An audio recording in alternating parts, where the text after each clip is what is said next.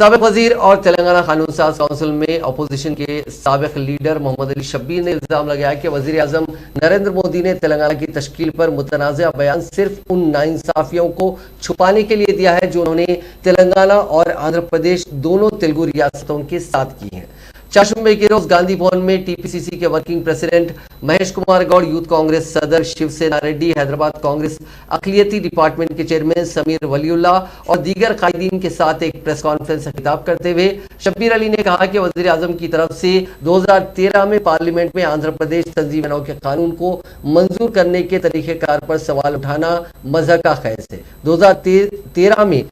جو ہوا اس وقت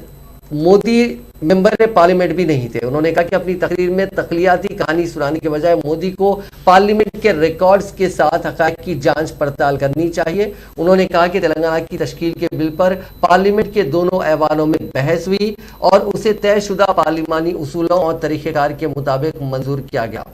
شبیر علی نے نریندر مودی کی جانب سے بار بار سابق وزرائے اعظم پنڈت جواہر لال نہرو اور اندرا گاندھی پر تنقید کی بھی شدید مذمت کی۔ انہوں نے کہا کہ جس وقت وزیر اعظم نریندر مودی جس وقت پنڈت نہرو وزیر اعظم بنے تھے اس وقت مودی پیدا بھی نہیں ہوئے تھے، اور جس وقت اندرا گاندھی نے وزیر اعظم کا عہدہ سنبھالا اس وقت مودی 2 سال کے بچے تھے۔ انہوں نے کہا کہ کانگریس پارٹی پر ایمرجنسی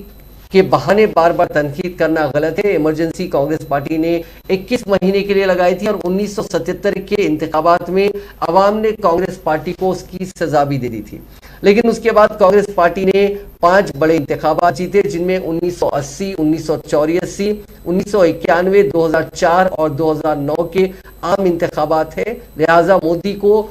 پچھلے 70 سال میں کیا ہوا یا پھر پچھلے آنے والے 25 سال بعد کیا ہوگا اس کے بارے میں بات کرنے کے بجائے انہیں یہ بتانا چاہیے کہ پچھلے 7 سال میں ان کی حکومت نے کیا کیا اور اگلے 3 سال کیا کرنے والی ہے۔